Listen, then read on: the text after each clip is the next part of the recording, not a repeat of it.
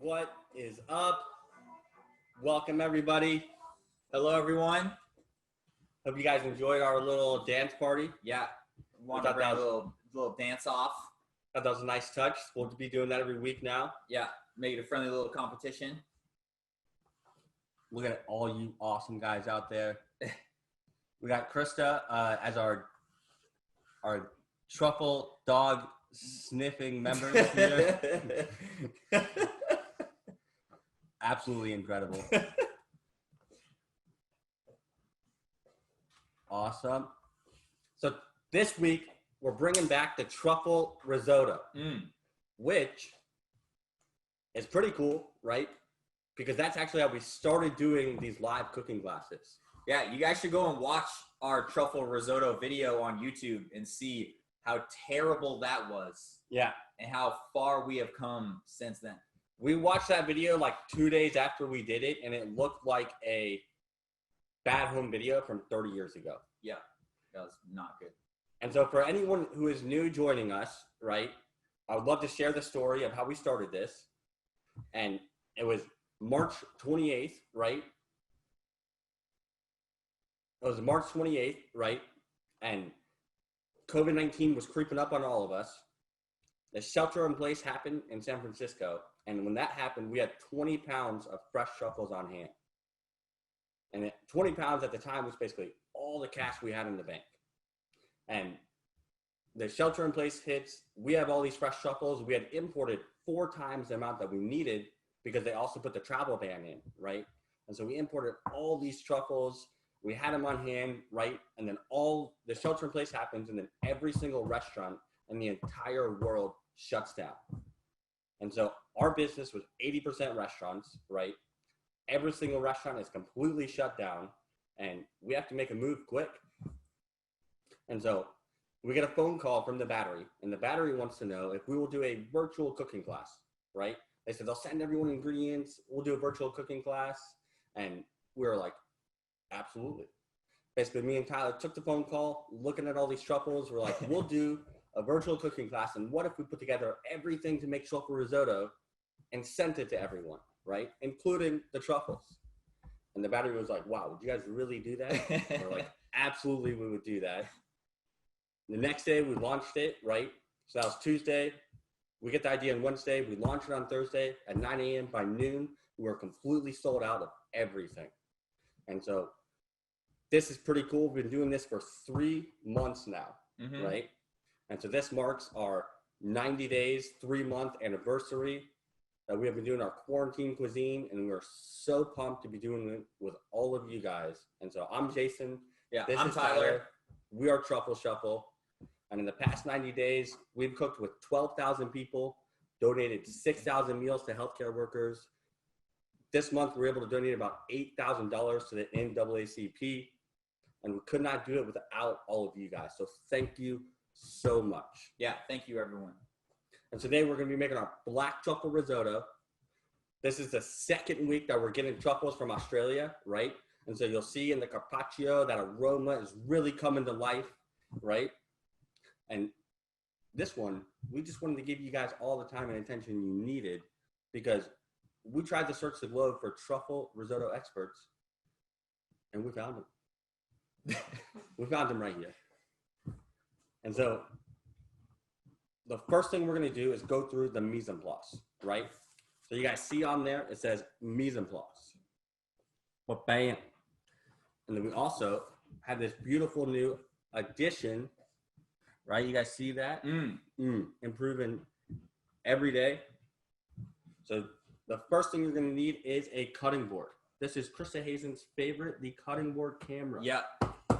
Krista, we know you love the cutting board cam, because that's where the action happens, where the magic happens. That's on the where cutting board. All the magic happens. That's where we'll be mincing our onions today, right? Yep. And then we're going to need a knife. We got it. So whatever knife you're comfortable chopping with will work great for this. And then we're going to need a ladle. So we're using a 2-ounce ladle, but any size ladle will work. But when we get to that step, we will go over the ladling process. Yep. And then a whisk. 1 whisk.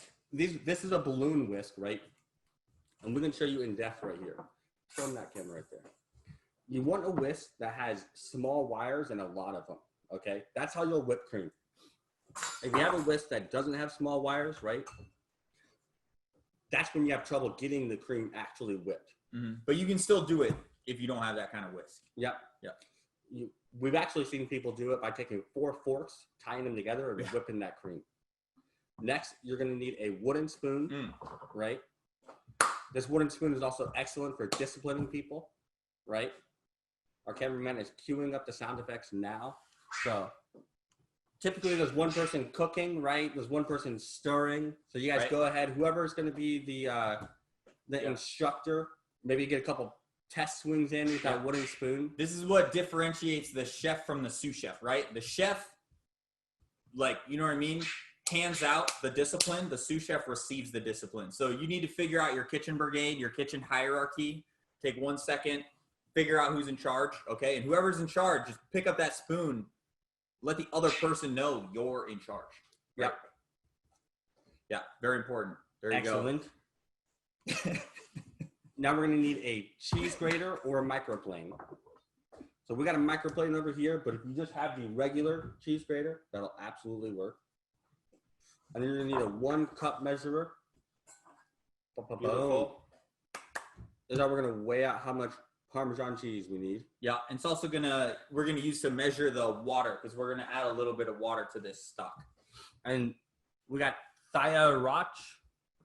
Do not worry if you are cooking by yourself. You can use that wooden spoon on yourself. Okay. Yep. Trust me, it works. You just, you know what I mean? Just kind of talk to yourself like, yes, chef, I'll work faster. And then hit yourself with it.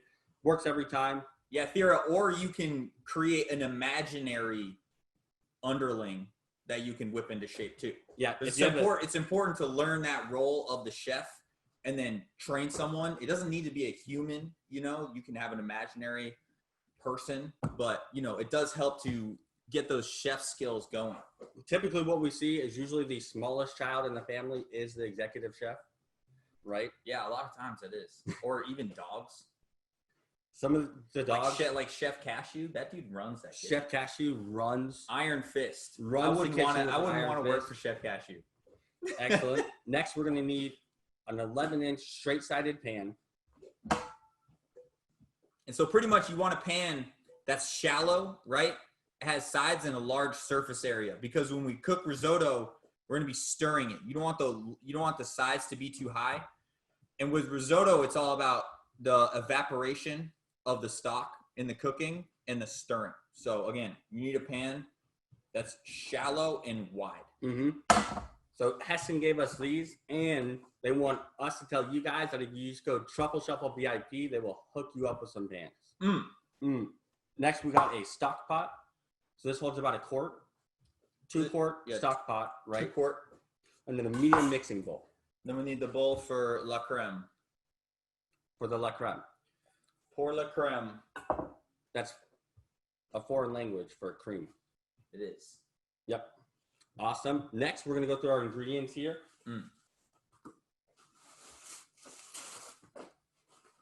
First, we got the bona fide chicken stock. Absolutely incredible. Then we got our Balinese truffle salt. Can we get some appropriate sound effects to describe the aroma on this truffle salt? Then we got white wine. We got our champagne vinegar, right? And if anyone's champagne vinegar is spilled, do not worry. You just need a little bit of acid, lemon juice, sherry vinegar. And you need just a tiny, tiny bit. And kind of what we want to show you guys is when you season, you use salt and you use vinegar, and you'll see just a couple drops of any acid at the very end will like heighten the flavor of the risotto. So it's not, doesn't have to be champagne. It can be lemon, like Jay's saying, sherry vinegar even. Yeah. And then you're going to have your cream, your quartered onion, olive oil. And if your olive oil is solidified, don't worry. You just got to heat it up a touch. Then we got our clover dairy butter. And then our Parmesan Reggiano. And then we got our risotto rice. And then we got our truffle carpaccio. And if you haven't already, bust that lid up, right? Oh, my God. Australian truffles are actually our favorite truffles over here. Like, because just the way that the soil is and the way that they can grow in that soil, like, it is so, they're so beautiful. They're aromatic, you know, and they really are like the superior black truffle. Mm-hmm. Yeah, they've done an incredible job with them. Yeah. And then next, we actually sent you guys some medicine. So just in case you're getting sick, we wanted to send you some penicillin. Yeah. It can be, it's preventative medicine, right? Preventative during medicine. quarantine. Allows you to enjoy the risotto more, right? So we have the lovely Miss Sarah Rundle McKinney. Hey everybody. What up, guys? Hi there. Hi Karen and David. And we got our cocktail notes coming up. Perfect. Okay, great. So we thought penicillin was kind of silly for reasons that Jason mentioned. We don't want anything getting in your way of enjoying the risotto today. So I just have 2 disclaimers before we start. Truffle Shuffle does not condone domestic violence. Number 2, if you would like to order a Heston pan, the code is Truffle VIP. TRUFFLE VIP, not Truffle Shuffle VIP. If you use that, it will not work. Truffle VIP, just to clarify. We do not condone domestic violence, We but do we not. do demand excellence when it comes to risotto. Right. That is true as well. We do have high standards. And then there was one more thing, but I basically forgot. So we're just gonna move on to the drink. Perfect. Okay, perfect. Oh, and if you're cooking alone, we're gonna treat this like we're just one person. I know we have a lot of people here, but I know there are a lot of you that are cooking by yourself.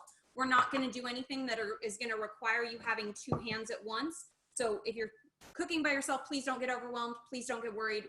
You are gonna be able to get through this with us. We won't be doing 2 things at once, okay? So have no fear. All right, cool. Now I'm ready for my segment. Perfect. Thank you very much. So, like any of our cocktails, our cocktail mix is going to go into 2 cocktails. So this one is going to be really, really easy. I kind of did a lot of the work for you today. So I want us just to be able to enjoy, but then I'm going to be talking about how you can do this at home. So the little insert you have is how you can reproduce this at home too. So I'm going to start with my 2 large ice cubes into here. And you're welcome to pour it over ice, or if you have a mixer, you can stir it with some ice as well. Let's see, I'm just gonna do it this way, actually. Thank you, Brett. So what I put into the penicillin cocktail mix, there's lemon juice, and then traditionally a penicillin cocktail will have honey and ginger. So what we did was we made the lemon juice and put our brown butter truffle honey, and then we steeped that with fresh ginger overnight. And that's what's in your little mixer here. And if you want to recreate this at home, you can muddle fresh ginger and lemon juice and add any honey. And then also what you can do too is I'm actually going to make a 1-by-1 cocktail here. So this is called the penicillin if you're using whiskey or scotch. But if you want to use a lighter liquor and aren't really a brown liquor fan, you can use vodka or gin and make something similar to what's called the bee's knees. And that's just lemon juice and honey, and then usually gin. But we have a little bit of vodka on hand, so I'm going to sub that out instead. And then the ginger is just a nice little refreshing addition to that. So we're kind of, depending on what you like, depending on what you have in house, we can make 2 different cocktails. And then as always, this is something lovely that you can top with sparkling water if you are not drinking today. So no problem. They're using tequila. Tequila, yeah, great. Tequila and ginger are going to go great together. So there's nothing wrong with that either. This is one that's super, super flexible. So. Yep. Kathy, I also had a feeling you're a tequila fan. Yeah. Okay, so one, I've got about 2 ounces of vodka. And then the other one, I'm going to put 2 ounces of, I'm not using scotch today, but I have rye whiskey. So hopefully that's going to add a little bit of that peatiness that this cocktail is going to require. And this is actually something that was only invented in like the early 2000s in New York. So it's really popular already. But it's something that's kind of new to that kind of classic cocktail realm. All right, perfect. So I'm just going to mix this up a little bit. If yours has been 2000s? Yeah. Like Y2K? Yeah. So if yours has been in the fridge, the honey might have gotten a little stiff on the bottom. Just make sure you kind of mix that up a little bit, and you can just heat it in your hand. That's when NSYNC was at the top of their game. Were they? Yeah, what's that one song, Brett? You want to play that? Bye, bye, bye. All right, perfect. And you're going to get a little specks of brown butter and truffle in there, and that's just from our brown butter truffle honey. Awesome. Cool. I'm going to give the whiskey to you. Nice. I'm going to give the vodka to you. Thank you, Sarah. And cheers. Thanks, guys. Nice. Nice. Cheers. I love when Sarah makes cocktails. We have one comment here that says, you guys look young enough to use mason jars. I didn't know there was an age requirement or limit on mason jars. We have mason jars. But the ice cubes don't fit in the mason jar.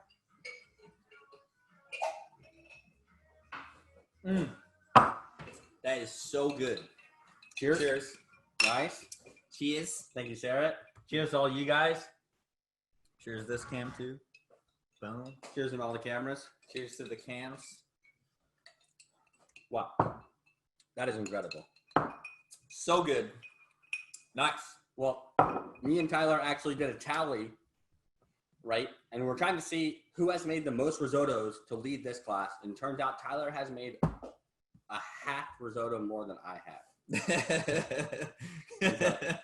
Tyler is going to guide you guys to the finish line with this. So what is the first thing we need to do here, Chef Tyler Borst? Nice. There you go. Well, as always, Jason, we're going to attack it as a team. So we're going to get all our mise en place out of the way and get to cooking. So we kind of are doing a little reorganizing of how we're doing these recipes, because when you're in a restaurant, you do all the mise en place, right, before you start cooking anything. You know, and what we've kind of found is we've been like starting the cooking process and then doing more of the mise en place, which is not how we do it in the restaurant. Yeah. So we decided to give you guys the most true experience. We'll do it exactly the way we do it at the restaurant. All right. So we're gonna prep everything and cook everything. Okay. Yeah. So and once the normal world really opens back up and you want to have dinner parties and items like that, you'll see the benefit of prepping it and then doing the dish, because you can get it prepped, everyone can come over, and then you can finish the dish. yeah. So first things first. So that being said, as you can see, we've broken down our roadmap to success into prep and how to cook. So the prep, first we're going to start with the onion, le oignon. So basically what we want to do is remove that outer skin, right? And then remove any pieces of the onion that have the skin and remove that root piece, okay? So you're just dealing with a really nice clean piece of onion. And for some of you, the onion might look almost like a little translucent, and that's just fine. It means that it was just a little close to the dry ice in the package, which causes the cell structure to change just a little bit in the onion, but it is perfectly fine. Nice. So basically what we're going to do here, I'm going to show you guys how to mince the onion. So an onion, as you can see, is split up into all those different layers, right? And all those layers assist naturally with cutting this onion into small dice. So pretty much what we're going to do is we're going to make vertical slices in the onion, right? And we're not going to go all the way to the back because this root is going to keep the onion together, okay? And then we're going to come horizontal and slice across the grain to yield a really, really fine mince. And what we're looking for with this, right, is we want the onion to be chopped finer than the rice, than the grains of rice, okay? And I know you guys might think, wow, you guys are always so like crazy about how small things are, big things are, but basically the idea is risotto is a rice experience, right? Mm-hmm. It's not an onion experience. Basically the onion is there as a flavoring agent and to assist with some of that texture. But really, you don't ever want to bite into a piece of onion. You just want to feel it. You know how we talk about the depth of flavor a lot? So the onion adds that depth of flavor, but you don't want to bite into it. So that's how I'm explaining mincing this onion, right? Before we even put a knife on it, because it's important to understand where we're going with the project before we start it. So here I go. So I got my onion like this, right? The root end is on the back. I'm just going to stand it up and I'm just going to make like vertical slices into the onion, right? And as you can see, I'm not cutting all the way through to the back, right? So I can pick it up, okay, move it around, and it's not going anywhere. But if you look at that, right, I can fan it out into the individual layers. And so, again, if you're having a little bit of difficulty cutting it like that, the the end result is just we're chopping this onion like really, really fine. So now, once I've cut it vertically, I'm going to come back and across the grain, right, horizontally, I'm going to slice my onion. But I'm just going to slice it like as thin as possible, okay? Because anytime you're doing mise en place, you want to get it as close to the finished result during the process. So that way you have to do as little work as possible at the end to get it exactly where you want. And so you said this is a rice experience. This is a rice experience. If you were to categorize what rice-a-roni is, Yeah. is that a side dish or is that a rice experience? I would say rice-a-roni is a rice experience. Sure. Rice experience. I would. And if rice-a-roni, But I grew up in Maine, so I don't know. You guys know we're up there in the corner where we don't really have too much contact with the rest of the country, you know? a lot of rice-a-roni. There's a lot of rice-a-roni, a lot of hamburger helper. Just kidding. My mom's an excellent cook, so you actually She could be watching. had some good food. Yeah. What's up, Mom? All right. So I'm going to get to that end piece, right? And you're going to trim it all the way down to that root. And pretty much you get to this little guy. And just hold on to that for like your chicken stock or your vegetable stock in the future. Okay? But so what I have here is I have my pile of minced onions. And so what I'm going to start doing is coming through and chopping up the onions. And so what you want to do is you want to make it as even of a layer as possible, right? And then I'm going to cut this way. Then I'm going to turn my knife. And I'm going to cut this way, right? And then I'm going to repeat that process. And what's going to yield is going to yield a very, very evenly cut product, right? So again, coming through here, mincing up this onion.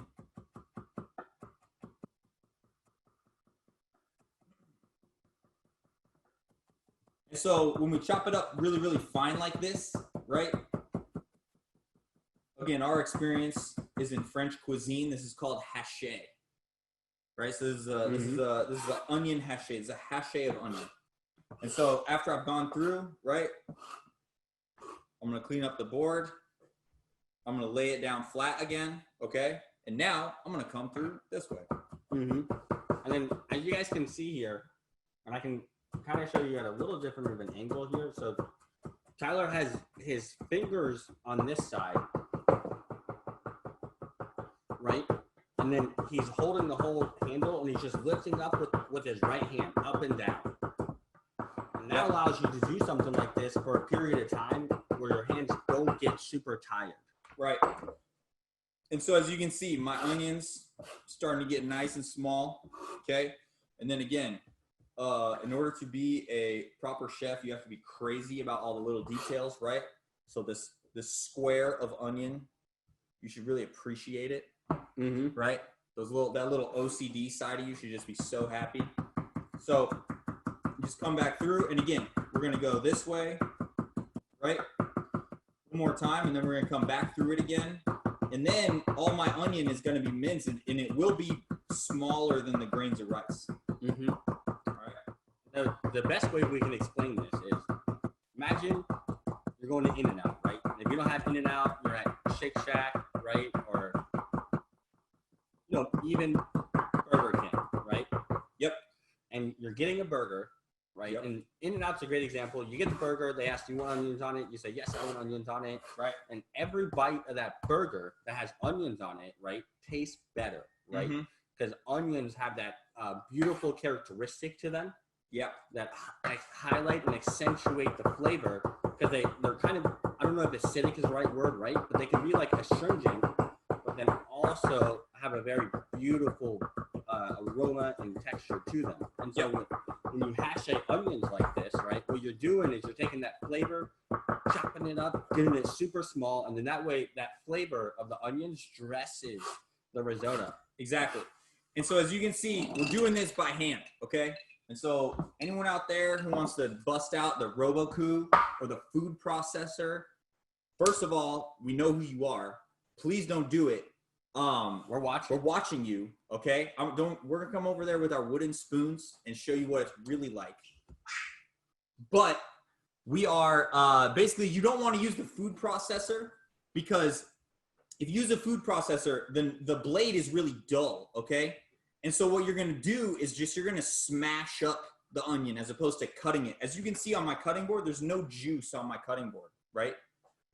But if you use a food processor, you'll basically yield like onion pulp and then a bunch of juice, which isn't the same thing. And also, too, onions have this weird quality where if you smash them up, they kind of get a little bitter. Yeah, I don't know they what get the bruised. They get bruised, yeah. And So- these little taking the time and doing it like this, right? Yep. Even though it takes longer, that's when you taste the dish and you get that love in it. Right. And also too, you know, in terms of training people how to cook, you got to cook with all your senses. You got to be able to feel, right, what it is to chop that onion to get it exactly where you want it. And then you can repeat that in the future. If you use food processor, there's no feel involved, right? If you're to name one of your top chefs that you think cooks with love, who would you say? Cooks with love? Cooks with love.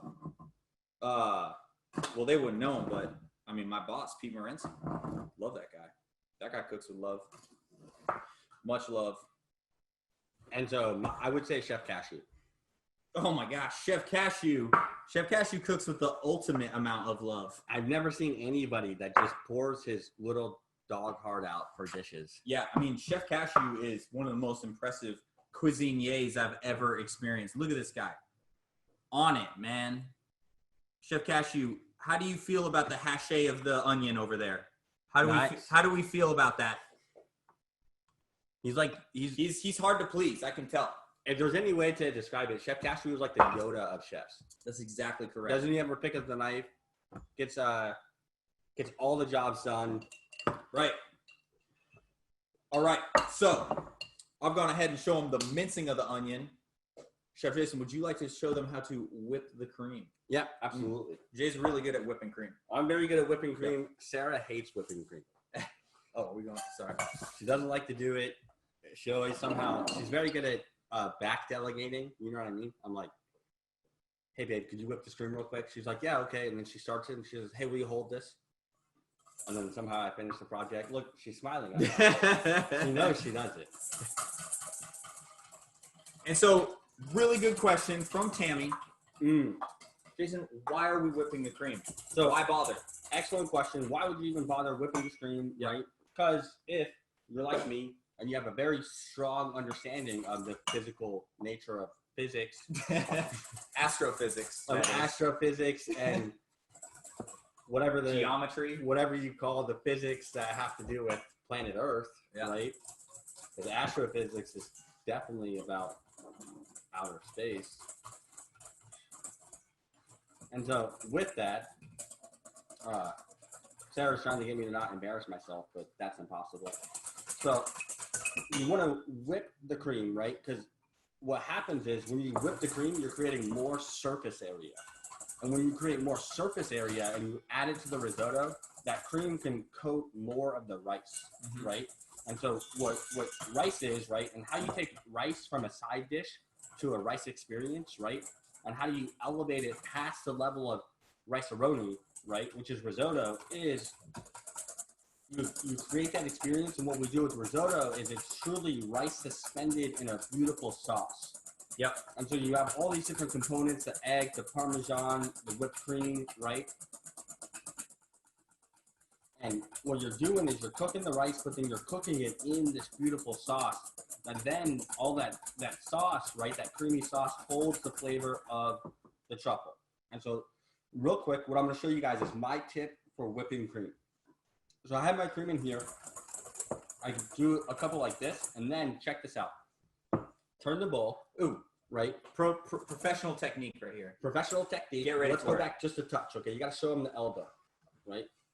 Professional technique. And what I'm doing, most of the time people, right, they're just moving their hand, right? Their That's wrist, how you get yeah. super tired. Yep. What I'm doing is moving my whole arm from the elbow, right? Look at that, like a Hobart mixer. Right? And then when you go in the corner, watch how fast I'm gonna get this done. You guys ready?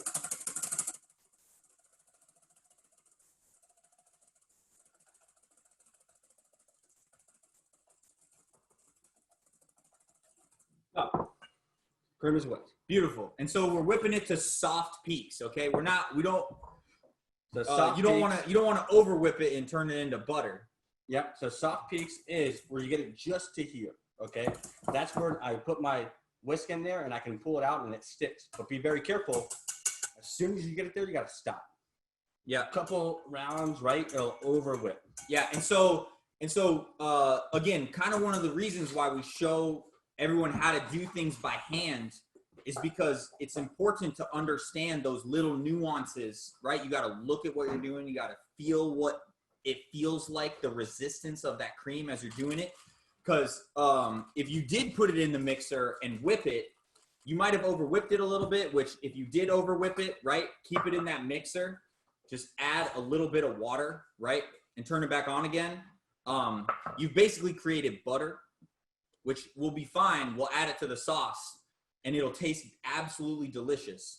But that's kind of really why we want you guys to do it by hand, because you can feel it and you can look at it as it's coming along.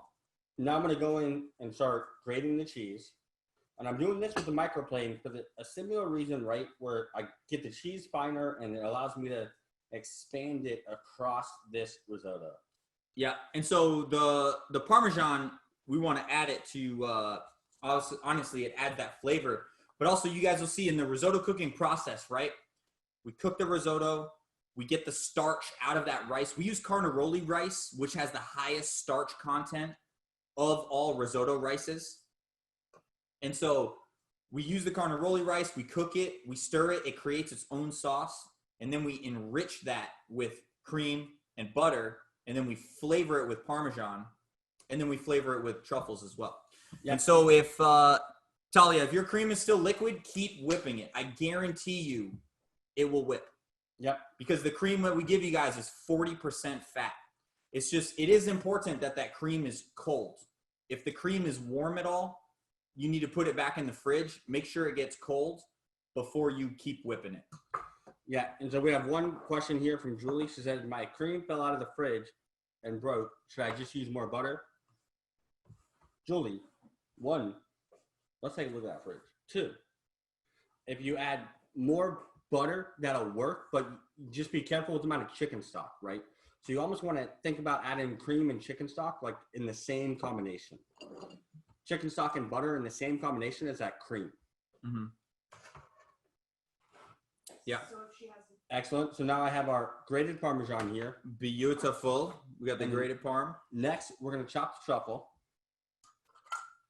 So right now, Tyler, we only want to chop half the truffle. And so real quick, so we whip that cream. Whip the cream. And let's just take a quick recap of what we've been doing. We mince the onion, all right? We whip the cream, and now that cream is in the fridge, okay? Mm-hmm. It's in the refrigerator. It's important to keep the cream cold because if cream stays out at room temperature, it'll deflate, right? The cold is what keeps that fat solid, and the solid fat is what keeps the cream whipped, all right? So if the fat gets too warm, it'll deflate. So keep the cream in the fridge. And then we went in, we grated our Parmesan cheese, right? Mm-hmm. And so now we have the onion out, we got the Parmesan out, and now I'm going to go ahead and chop the truffle. Chop half of that truffle carpaccio. Yeah. And so also, I have finished my cocktail, or pretty close to finishing it. Same here. And I'm starting to feel it. Starting to feel that medicine kicking in.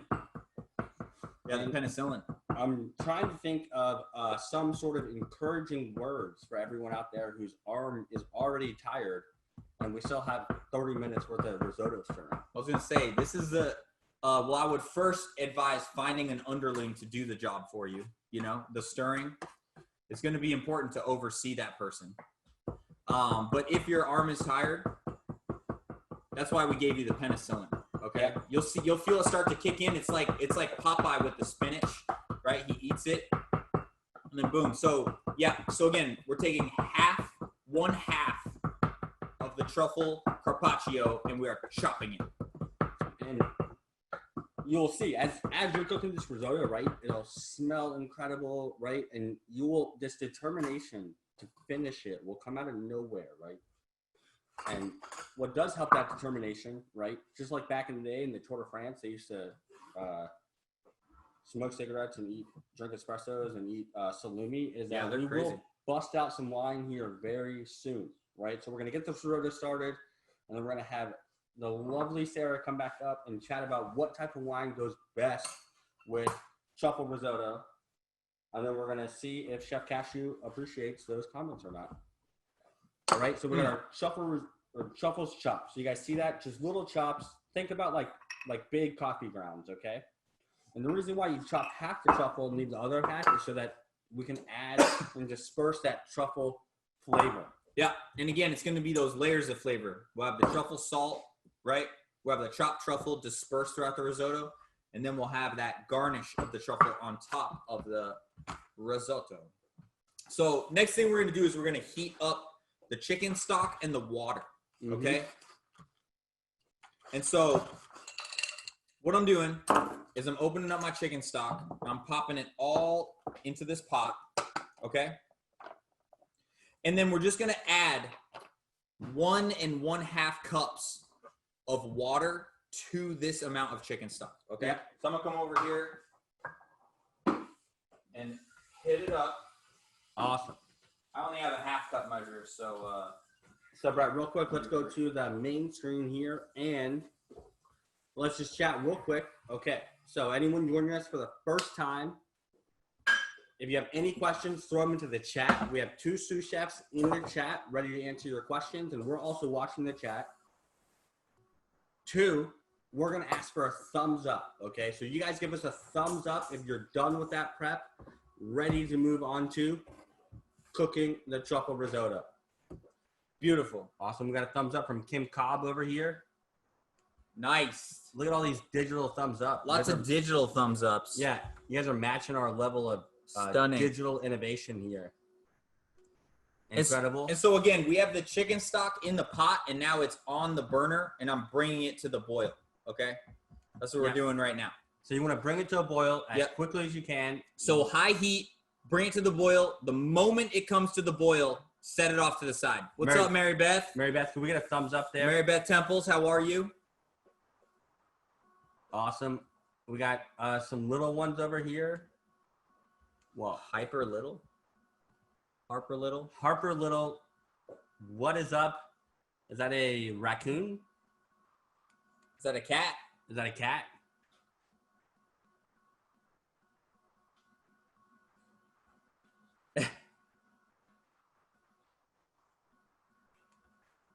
And so you're going to add Yep.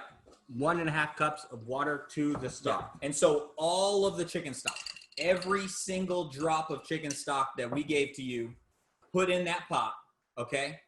And then add 1 1/2 cups of water to that. We're putting that on the stove and bringing it to the boil. And if the stock is still frozen, put it in that pot, put heat underneath it. It will thaw out and come to the boil. Yep. We have one comment here that says, "What does the fox say?" Does anybody have any answer for that? No clue. It appears that we have multiple wild animals. We have dogs over here. Yeah, I know. We have dogs. There's is that a cage panda or is that a wild panda? Is that, I'm not sure exactly. We got a baby panda over Wait a here. second. There she is. There's a horse on the loose. And then we have a fox over here. Wait a second. And one of those, what is that? Star Trooper. Star Wars Trooper. We got a Star Wars Trooper. Are those? We have is that a something wild happening animal? over here as well. People are getting very excited. Well, I had no idea everyone was wearing animal. Yeah, nobody even How told did we us. miss out on that? Yeah. I don't even have anything prepared. Is it like on the calendar or something? I'm not sure. I haven't looked at the calendar I don't look at the calendars. since Y2K. Right. Yeah. I just figured they're all slightly off since then. Right. Okay, cool. So our chicken stock is coming up to the boil. Ours is almost boiling, okay? And so for those of you over there, you probably have more than one burner, and you're probably like, hey, why are you guys waiting for that chicken stock to come up to the boil when we can start cooking the risotto? But the reason why we need the stock to come up to the boil is because when we're cooking risotto, we're going to add a ladle of stock at a time and cook the risotto with one ladle of stock at a time. And it's very important to do that because what we're doing is we are, Chef Suzette Gresham, coaxing the starch out of the rice, okay? Because the starch latches on, the starch in the rice will latch onto the chicken stock. And as you stir it out and kind of agitate that rice, the starch will come out, it'll mix with the chicken stock and it'll form like a creaminess. And so the reason why you want hot stock instead of cold stock is because if you added like an ice cold scoop of stock every time to the risotto, the cooking process would take way too long and it would cook very unevenly. So it's really important that the stock is hot, right, before we start cooking the risotto. Okay, so I know a lot of you guys over there, you're cooking on 4 burners. One day we're gonna upgrade this ridiculous induction burner, but we just have one for right now. So we are almost up to the boil over here. And if you aren't up to the boil quite yet, do not worry because you can put it on that burner next to this burner and keep it coming up to the boil as we move on to the next step. Yeah, we have one comment here. It's from Megan. She says, I only have devil horns. Megan, this is a family-friendly show. Okay. Uh-oh. And so I want to hear from you guys, where have you had your best risotto? So put it into the chat, right? Yep. Tell us where you had your absolute best risotto. What restaurant? Where were you? Were you in Italy somewhere, right? Were you at the All the White Truffle Festival? Yep. And so real quick, we got this cam right here. So as you can see, my stock has come to the boil, right? I am removing it and putting it off to the side. That's all that needs to happen. Like we got Leah had it at the French Laundry, Accarello, Alinea, the Girl in the Fig. Those are all great restaurants. I've ate at Alinea. We work with Accarello. Me and Tyler used to work at the French Laundry, and Sarah. Grandmother's homemade. Nice. Angelina. Nice, Angelina. I love the Nona risotto. Look at that. We've only made home using the Cook's Illustrated Best New Recipe. Risotto King. What is Risotto King? I'm not sure. Risotto Virgin. Wow. Ravi's husband. Michelle, nice. This is your first time having risotto. That is awesome. Crazy. La Cirque in Vegas. Wow. Very nice. Maybe Lorena, the answer is correct. After this class, the answer will be this one. So this says Blowfish Sushi in San Francisco. I feel like this is one of those things where we ask the question and you're just kind of throwing an answer out there. You're like, sushi. Quince in the French Laundry. Yep. Olivetto's. That's true. Nice. Olivetto, My Kitchen. That's right. And so Justin Hunt, if you are cooking with us and don't have an ingredient kit for this recipe, you need 1 cup of carnaroli risotto rice. Yep. Janelle Rolfe says from Truffle Shuffle. That's correct, Janelle. That's correct, Janelle. Nice answer. That's the answer we've been looking for the whole time. Yep. You will get extra credit for that answer. Awesome. Boulevard. Boulevard is an awesome restaurant. Yeah, it is. Perfect. All right, so now we are about to enter the realm of risotto cooking. So before we go into that, let's go ahead and get a show of thumbs. If your prep is finished, right? Your chicken stock has come to the boil. You have it off to the side. Go ahead, give a thumbs up before we start this risotto cooking process. Awesome, guys. We got amazing. Team Pizer. Can we get a thumbs up over there? Nice. Team Brandon Burt, look at those thumbs. Boom. These guys bring the energy, man. You should have seen them the other day. It was like I could not keep up with how much energy they were bringing. Look at this. Oh. Awesome. So what's our first step here, Tyler? So basically, what we're going to do first is we're going to sweat out this onion in the olive oil. Perfect. And so what we mean by that is when you sweat the product, you're going to cook it without color, right? You're going to cook it blonde. And so what's going to help with that is we're going to add a pinch of truffle salt to it, right? But first things first, we're going to take that olive oil and we're going to heat it over like medium heat. Medium low. And so I'm going to add all of my olive oil, which is 3 tablespoons, to this pan, right? And then I'm going to put all of this onion in there. Yep. And anyone who, if you're still coming to a boil, don't worry, right? Yep. It's totally fine to be 1 or 2 steps behind us, okay? So we have the instructions on the screen and just watch us, right? This should be a nice, relaxing process. Yeah. All right. So, and then once you guys see too, after we get these steps out of the way, there's a whole lot of risotto stirring.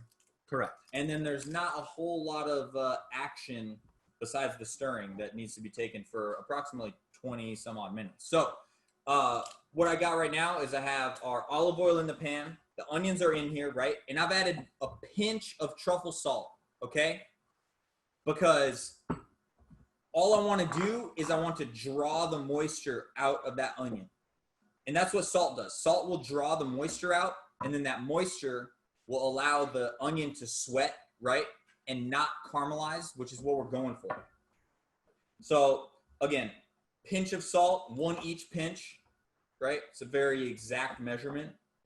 And then olive oil and the onion haché. And you guys will see it won't take very long to cook. And basically what we're looking for is to cook the onion until it's tender, right? It's tender. And a good way that you know it's tender is it'll get a little translucent almost, right? And again, we're just kind of cooking that rawness out of the onion because it'll cook in the, when we add the chicken stock, right? Eventually, but we're just getting some of that initial water out of that onion and concentrating the flavor of the onion. So again, I'm cooking it over medium-low to medium heat, right? And I'm stirring it. And you kind of want to stand on top of it at this point. Because if you walk away, it might want to caramelize on you because the onion is cut so small. So you want to just stand over it, stir it.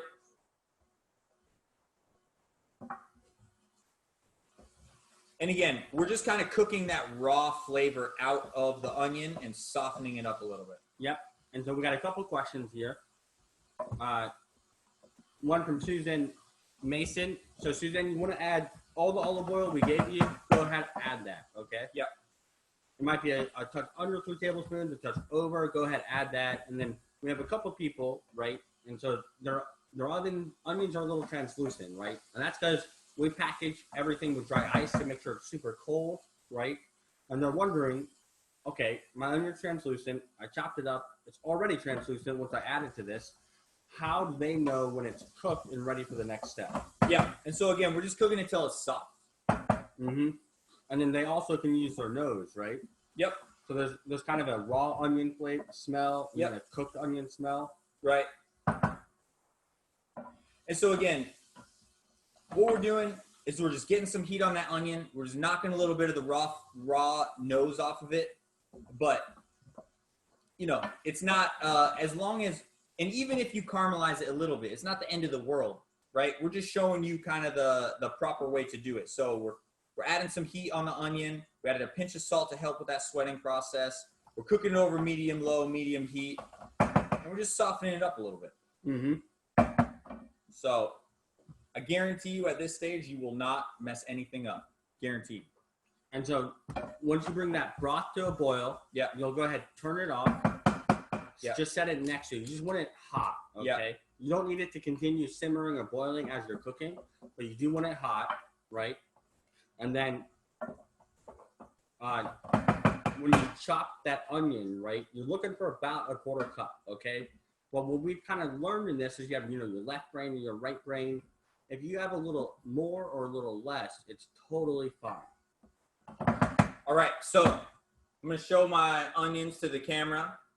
So you see how they've kind of sweated out in that olive oil? They have a little bit of moisture, little bubbles forming around the edges. It's exactly what we're going for. And again, it's not overly complicated. It's very simply, we're just sweating the onions in a little olive oil to create that beautiful, soft onion. So now that my onions have been sweated in the olive oil, what I'm going to do is I'm going to go ahead and add, right, all of this risotto rice, which is 1 cup of rice. And I'm going to keep the heat on medium-low, medium heat, right? And I'm going to stir it. And this is very important. So we have again, the onions have sweated out in the olive oil. I just added my rice, right? My stock is hot. It's off the burner, off to the side. And so what I'm doing at this stage, now that my rice is in the pan, is I'm just lightly toasting it, right? And when I say toasting, it doesn't mean that we're going to get brown color on it. It just means that you'll see it'll begin to have a toasty aroma to the rice. And so what that does is it sets the outside starch on that rice so that when we cook the rice, the individual grains maintain their integrity and they don't break down to be this kind of like mushy, homogeneous mixture. And we also added just a couple dried summer truffles, and they're not like super aromatic, but they do add a really nice like earthy flavor to the risotto. So really nice. So as you guys can see, I got a medium low medium heat, and it's important at this stage you want to keep stirring it, right? You don't want anything to stick at the bottom of the pan and start caramelizing. If it does, just pull it off the heat, right? And then get your nose in that pan, okay? And you want to smell it. And you'll smell it'll start to get a little toasty, okay? So it's important that you cook using their sense of smell, you're looking at it, right? You're tasting it. Obviously, we're not going to taste the raw rice, but it's important to cook with all your senses. And so, as you guys can see, as we're cooking this rice over that low heat, you see how all the individual grains start moving independently? They're not just like all stuck together. And that's because they're all coated in a thin little layer of olive oil. Mm-hmm. So, Cynthia, you want to do just a pinch of salt with those onions. all right. So, everyone is saying the truffles smell amazing. oh yeah. And so you guys can see we went from French summer truffles, right, on to Australian winter truffles. A little bit more expensive, but totally worth it. Yep. And so this, mine, that has that really nice, just slightly toasty note. What do you think, Jay? Absolutely incredible. Ooh. And so I'm going to take one pause, okay, because we promised you guys we'd stop throughout the cooking process to pause, let everyone catch up. So, is your guys' risotto starting to smell just that little bit toasty over there? Yeah, Megan, how's it smelling? Yeah, Megan, how's that risotto smelling? Nice.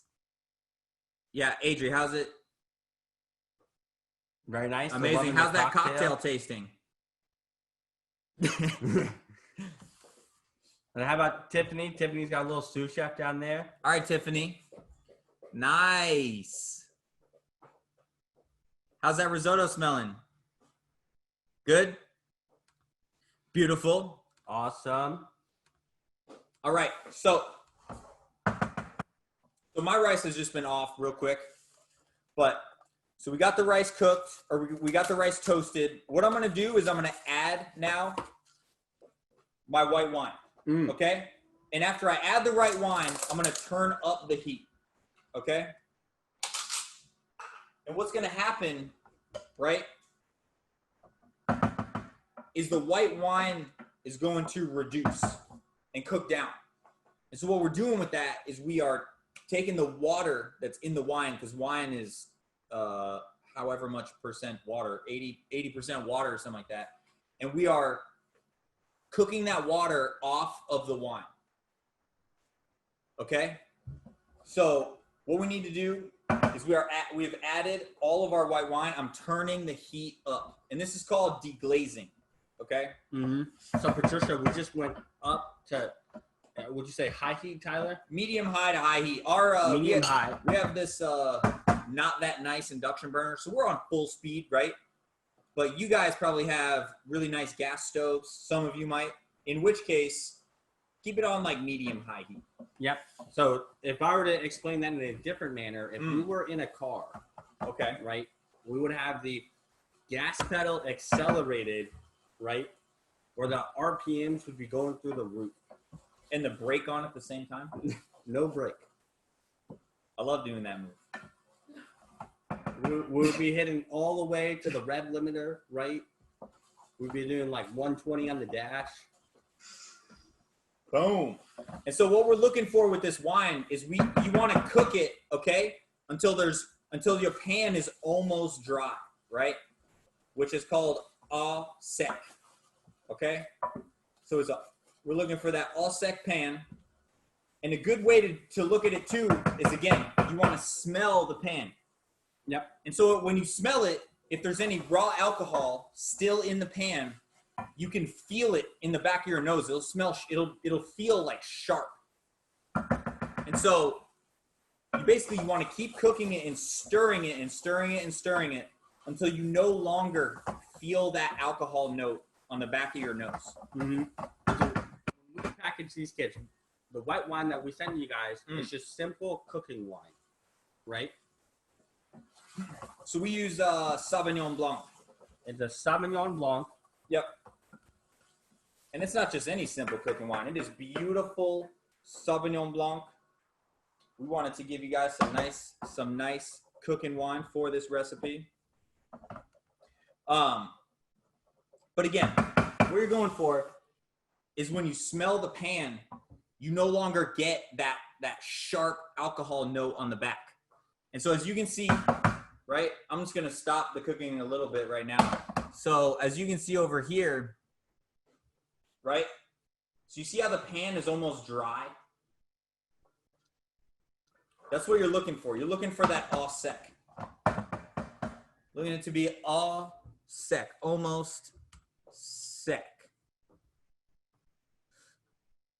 Nice. And so, do you guys see what I'm talking about? You can give me a thumbs up if you can tell what I mean with that alcohol on the back of your nose, how you can feel it. It's Nice. pretty crazy. And it gets to a point where you just smell it. You smell the wine, but you don't feel the alcohol. Thank you for the thumbs up there, Kathy. We got Charlie over here. What is up, Charlie? Nice. Awesome. Beautiful. All right. So before we move on to the next step, our wine is cooked until there's no more alcohol in it. The stock is hot, right? The rice and the olive oil are in the pan. And now I'm going to start the actual cooking process, because what we've been doing up until now is building the layers of flavor, okay? We got the olive oil. We added the onion, right? That adds the flavor and the texture. We added the rice. We toasted it again for that slight little flavor layer. We deglazed with the white wine that adds acid, right? And so what we're going to do now is we're going to start the cooking process. And so just to chat about it real quick before we start cooking it, with risotto, you want to cook it like one ladleful at a time. And I'm using a ladle that works perfectly for this size pan. But what if you might have different size ladles? What you're looking for is one, you just want the liquid to cover the rice, right? And then you're going to cook it on like medium heat. And we're going to cook it each time all the way down till it's almost dry. And what that's going to do is that's going to, again, it's going to coax that starch out of that rice, and you'll see it'll start getting really, really creamy. And we'll cook it to nail that beautiful al dente pasta, okay? Mm-hmm. And so this amount of chicken stock, you'll see risotto is very, it's like wild, man. You can't give an exact amount on it. We've given you guys pretty much the right amount of stock that you need. But more importantly, we're going to teach you what to look for, right, as you're cooking, because that's more important than just following an exact amount. Okay, so we'll show you like what al dente means. So for some of you over there, you might have a touch stock left. Some of you over there, you might have a little more stock left. You'll all have a little bit. So what I'm going to do is I'm going to add one ladle of stock. And I'm going to turn it on medium heat, okay? And what I'm going to do is I'm going to bring it up to the boil, okay? And just cook it. Cook it down till it's almost dry. So I guess I need 2 ladles for this guy. So as you can see, I got the liquid in there. It is just covering the rice, okay? And and I'm bringing it up to a simmer and then cooking it while stirring. We don't want it like super, super, super high heat, okay? Because then it'll evaporate. The chicken stock will evaporate too quickly. But what I'm going to do, I got my stock. It's up to a simmer, and now I'm going to start the stirring process, okay? And so again, what we're doing with that is we're just taking that starch out of that rice and mixing it in with that chicken stock, and it'll form like a really beautiful, creamy risotto. Nice. And then also these dried truffles will hydrate. They'll add a really nice earthy flavor to the risotto too. It will be delicious. And so, Jay, how many risottos do you think you've cooked in your career? Unbelievable amount. Unbelievable amount? What was cool about working at the French Laundry is that you would make every time every guest ordered risotto, you would make it to order. And you would make it, so you would make a big batch at the beginning of the day. And then anytime someone ordered a risotto, you'd get a little pot going, right, on the stove. Little Heston pot, right, going on the stove with, you would take the amount of par-cooked rice, a ladle of chicken stock, and then you cook that down while stirring it. And then you would pull it off and you finish it similar to how we'll finish it here with the Parmesan, the truffle, the butter. Mm-hmm. And so, every day, if you had 90 guests, about half of them always ordered the risotto. And so, you imagine me and Tyler worked there. I was there for 4 years. Tyler was there for 5 years. And so 5 days a week times 40 guests, 52 weeks in a year times 4 times 5. Yeah. It's like $1 million. It's close to $1 million. And that's just at that restaurant. All right, so as you guys can see, I've cooked it. I've cooked that ladle full of stock. It's come all the way down until my pan is almost dry. Mm-hmm. As you can see, there's no liquid, right, moving in between the rice. Mm-hmm. It's almost totally dry. You can hear it too, right? Like you can hear it start almost crackling. Whereas when there's water in the pan, you don't hear that. And so at that stage, once that happens, right, I'm going to add one more ladle of stock. Mm-hmm. Okay. And then I'm going to cook it in exactly the same manner where I'm just going to keep stirring it. Okay. Until it's dry again. And I'm going to add another ladle. And so we're pretty much going to cook this until there's about a quarter cup left, right? Half cup to a quarter cup. But before we even get there, we're going to taste it and we're going to just chat with you guys about what like al dente risotto is and what you should look for. Yeah. And so we have a little friendly reminder up here to show you guys to keep stirring with love. Keep okay? stirring. As you can see, my heart goes out to you. We're so you might get a little tired with love, right? You might want to just leave it sit there, but you want to constantly stir. You want to stir with love. Right? You want that love to transfer into that risotto, right? That beautiful, it is a real thing, creamy, right? delicious risotto. If you're not envisioning how much you love this risotto, right? Yep. It'll come out just a little less better. Right. It's not going to taste as good. And as you can see, we put a lot of thought into these graphics, okay? We really wanted to explain the importance of this step. You have to stir with love. We have Mr. Tobin here. He was looking at the graphics. Mr. Tobin, what do you think of those graphics? Mr. Tobin, are you guys stirring with love over there? Nice. Awesome. So as you can see, consistently stirring with that love. I'm transferring my love to this pan right now. And I will share that with everybody. Mm-hmm. Yeah. It's a labor of love. It is a labor of love. You have to love it. Speaking of which, love, wine, my wife. Whoa. All things I appreciate. Flowers, hearts. Yeah. So, Sarah, you want to chat with us a little bit about what type of wine goes best with risotto? That way, I could maybe start drinking a glass of wine. Me too. I knew there was an ulterior motive. Hello again. All right, let's chat about wine.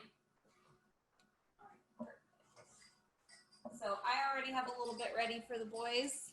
But I would say once you're finished with so for you, those of you that this is your first time joining us, basically kind of our beverage program here is because as much as I would love to ship you a bottle of wine, that is not the case right now. So we're going to provide you with a cocktail always that's a little mixer, and then you can mix whatever alcohol, and I try to be flexible with that. And if you're not drinking too, you can be involved, and then give you wine recommendations. So we're drinking the cocktail while we're cooking, and then we can break into the wine early, or that is to go with your dish. So today, we're thinking what I had originally thought was Italian or a Spanish varietal. Traditionally is what we incorporate with risotto. But a lot of times, maybe this is your first time making risotto, maybe you're just getting into wine or you're not really passionate about wine yet, haven't explored a lot of different wines. I would say traditionally the go-to, especially in Michelin-rated restaurants where we've worked, is something that has tannin. So a lot of people's minds usually go towards, okay, Barolo, right? Something from Italy. What I've said before is what grows together goes together. So that's kind of a natural pairing. This week I thought more Rioja would be really lovely if you want something lighter, right? We still have the summer truffles, which are a little lighter and not quite so earthy. We don't want anything to overpower the truffles. Really, that's the star of our evening. So we just want a wine that's going to kind of accentuate that. And something that's tannic and a little bit more earthy is going to play off those similar flavors nicely. So what we're drinking today, we have a Barbera, which is a little lighter body, a little bit more fruit forward. And this is actually made from the Barbera grape. So that is coming from like a similar kind of Piedmont region in Italy, but a lighter bodied wine. All right. Is there any relation to Hanna Barbera? Yeah. The guy that did Yogi Bear. Yeah, only if you want it to be.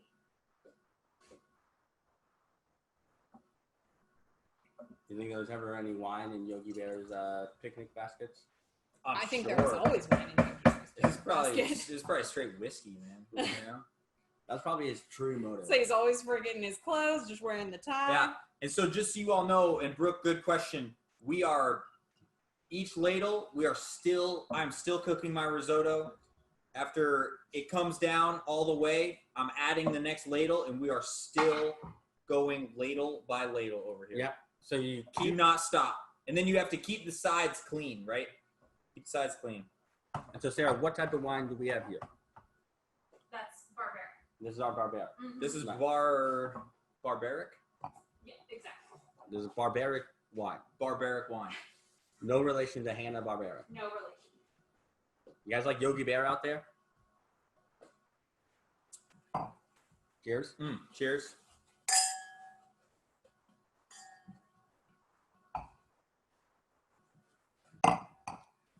Yeah, delicious. Anybody have any Yogi Bear merchandise they want to hold up to the screen? I don't. You'd be surprised. So how's this risotto coming? It's coming along. We're plugging along with the risotto. And so, again, we're going ladle by ladle, okay? One ladle at a time. You want to keep stirring. It's on a medium heat, okay? And it's very, very important to keep the sides of the pot clean. Because if you have rice on the sides of the pot and there's no stock hitting it, it won't cook. That's how science works. That's what, remember Jay was explaining astrophysics earlier? Yep. That's an astrophysical calculation right there. Yep. If you have an asteroid out of the risotto, it's not going to get cooked. Right. If there's an asteroid orbiting the risotto, which, do we have Gary on here? Is Gary orbiting the Earth right now? What's up, Sarah? What's that? We are orbiting. Oh, I just wanted to mention too. I thought of one more wine that's going to go great. That if you guys have in your pantry, something that I wanted to mention before, and I'm sorry I didn't. I was not thinking of the varietal name. Aglianico. So this is what I actually really wanted to in addition to Barbera, was provide you with that other wine. So a lot of people, right, like we said, we know Barolo, but Aglianico too is a fantastic varietal, and that's coming from kind of like the southern part of Italy. And so that is going to be really light bodied, right? So we're thinking like tannic and earthy like Barbera, but with a body that's more like Pinot Noir. So an interesting varietal, not a lot of people know about. Sorry, I didn't mention that earlier, but something to definitely explore too. Nice. We have one comment here. It's from T. Pizer. They said, how many ladders have we done? And then Gavin Hughes says thousands. I don't know. I think T. Pizer is trying to say how many ladles have we put in there. Oh. And Gavin, I was already trying to think of a quick comeback, and Gavin was already on it. So T. Pizer, we have one half ladder here. One half ladder. With all the step stool. Yep. And then Tyler, how many ladles have you added there? How many ladles have I added? Yeah, ladles or ladles. Okay, so we are halfway through the chicken stock and water. Okay, we're halfway there. Nice. We have one B lead. Tampa I'm is about to shaking add one more Barola ladle.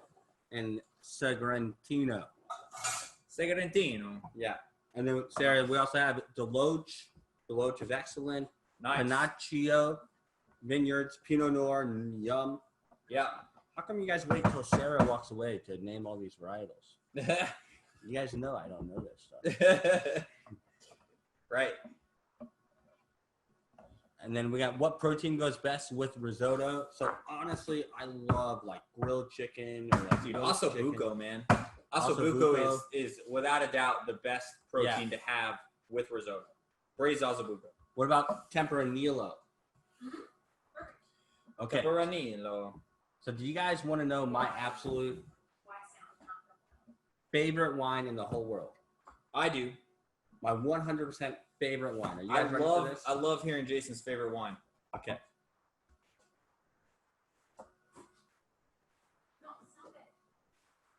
Ooh. So this is a 2017 Cabernet Sauvignon from Odette Vineyards.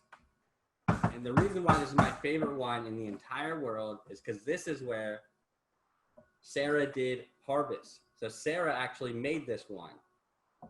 And it is unbelievable. We rolled up there. We bought 6 bottles of it. And it was a pretty cool turning point in our relationship. We both met while cooking at the French Laundry. And then she left and started working in the tasting room at Odette, which is a 100-point winery, right?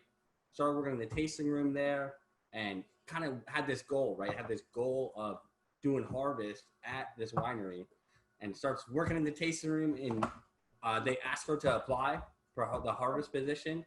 And then she gets it, right? And so she did harvest at a 100-point winery. And what's crazy is that was a year of all the fires in Napa Valley. So they had to work so hard to get all this wine done in the middle of battling all these fires. And when we picked up a bottle of this, brought it home, opened it, and it was the best wine I've ever tasted.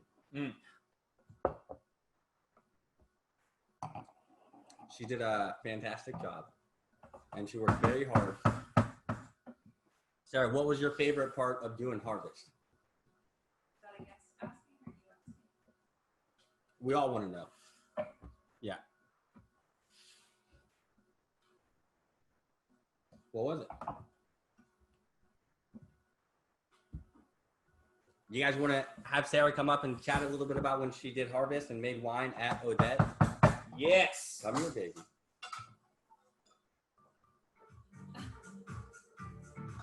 So what was your, look at that. Go, Sarah, from Erica McLean. Thanks, guys. Well, I'll just chat. You know, obviously we're still stirring the risotto. We're still ladling in, right? So watch Tyler, and I'll just share. Yeah, stir with love, right? Constantly stir with love. Don't stop. Please don't. Do not stop. But I would say people envision this winemaking scene in Napa is very glamorous, right? You got your Napa outfit, you look great, it's very chic and wine drinking, it's all lovely. But I really loved that the winemaking process was very dirty. And so we had this thing called the dig out challenge. And so what happens when you make red wine is it's fermented on the grape skins with the seeds. And so that's what adds depth and body and tannins to your red wine. We kind of talked about this when we were talking about orange wine with our French omelet. But the red wine is fermented on the skins and then it's pressed off and then fermentation stops. So essentially what has to happen is you plug in these large tubes and hoses to the tanks where they ferment, and you let you kind of gravity filter all the juice out of there, and then that goes into a larger press, and that's why you don't have like pulpy wine, right? And so then what happens to happen after, so you let all of the juice drain out, and then someone has to go inside, and you wear basically like a rock climbing harness, and you're tethered in, and you have to go inside with a headlamp, and you get all messy and gross, and you have to scoop out all the grape skins. And so I was officially the dig out master of my harvest season, so that just means I got the dirtiest and dug out all the tanks. But Awesome. but I thought that was really fun, so they gave me a sweater. You got a sweater out of it? I got a sweater. Nice. Yeah. That's a good deal. Yeah, it was a lot of fun. Was it clean or dirty? No, the sweater was clean. Nice. You did all that to make this wine. That's why this is my favorite wine. But for risotto, we're focusing on something that's a little bit more earthy, right? If you have Napa Cab, but honestly, like I say, anytime, if you have a wine that you love drinking, you love risotto, and you love really fruit-forward Napa Cab, that's exactly what you should be drinking, right? Whatever is going to make you happy. Don't let someone tell you that you should be drinking another wine if you don't like that wine. That makes no sense. So whatever you want to drink, that's what you should be drinking tonight. Jason wants to drink the Odette. That's what he should be drinking. My second favorite wine after this is Lambrusco. All right. Thanks, guys. We'll go back to stirring now. Tyler, we have one comment here. It says, looking good stirring that rice over there. Ow, Tyler. It's from Latoya. Oh, thanks, Latoya. Nice. So let's recap real quick. So we have a couple people that have been cooking a little fast. Marcia, right? She's already down to a quarter of the pan of her chicken stock, right? So Marcia, turn that heat down. That way we can all finish this together, okay? Yep. Right? So right now is the perfect time. We're gonna do the old taste test, okay? So what you want to do is you want to pick up a little piece or a little spoonful of risotto, right, and bite it and eat it, and you'll see. At this stage, I have about 1/3 of liquid left in my pot, and when you bite the risotto in, right, you can feel the crunch. Right? You feel it sticking in your teeth, okay? So that is not, so what al dente is when you can bite into it, but it doesn't stick in your teeth, okay? And a lot of people kind of have confusion what al dente is because they've had hammered risottos, like way overcooked risottos, and there'll be like a tiny little bit of texture to it, but that's not, and then some people have had way undercooked risottos, and then the chef is that like egotistic chef, you know, who's like, oh no, that's al dente, but it's not. It's not good. We're the chef. We're a chef of the people. We're the democratic chefs. For you Okay, guys. We're here for you. we're here for you. We're here to democratize the culinary knowledge and to not keep it in the hands of those angry guys in the kitchen anymore. Yeah. So real quick, we have one question, Sarah. JMCCANN, right? J McCann. They have a primitive and a Vina Rosa. Which do you recommend? I recommend the Odette. Are they Primitivo? Yep. I don't speak Spanish, but I believe so. It's so Primitivo would be great. That's basically Primitive and Vina Rosa. I feel like that was probably auto-corrected. But Primitivo is basically Italian Zinfandel, so that will be great. You're going to have a little spice, so kind of falling in line with our earthy philosophy like we were thinking. The Vino Rosso just means that's just going to stand for like red table wine. So that'll be fine to go for too. So whatever you want to open tonight, but I used to actually, the first restaurant where I really learned how to bartend was an Italian restaurant, and we served a lot of Primitivo. That was really quite wonderful. I haven't thought about that wine in a long time, so that's kind of fun to hear. So Primitivo. I would go for that one today. It's not as good as the Odette. Okay, you gotta stop plugging that one, Yuri. We're plugging the Odette. Odette, shout out. She made it. All right. So, Deanna, just to explain again. So take a spoon, take a bite of that risotto, okay, right now. And again, I have just about 1/3 of my liquid left. And so when you bite it and it sticks in your teeth and you kind of feel like a crunch, it's still undercooked, okay? It's still a little bit undercooked. And so honestly, we've given you guys enough stock, so you can't really overcook it unless you add a whole bunch of water to it. So we are You're not really gonna overcook it. But so basically, we're gonna continue cooking it until there's like a half cup ish left, and then we're going to go through the next stages. But again, we're cooking this, and that's kind of where risotto and pasta become finicky because there's a window, okay? And the window is on one side of that window is undercooked, okay? On the other side of that window is overcooked. It's like an RV. So you want to hit it in the middle. Windows in the front. Right. It's like a mullet. Party in the front. No, party in the back. Party in the back. Business in the front. Okay. Yeah. You want to hit it in between the party and the business. Or it's like a Tyler. What's that? It's I a gotta party get a all haircut, around. man. Yeah, I have it tame right now. Normally it's like a fro. Okay, so I'm gonna add another ladle of stock. And so at this point, I have 2 ladles of stock left. Okay? Yeah. That's where I'm at. Okay?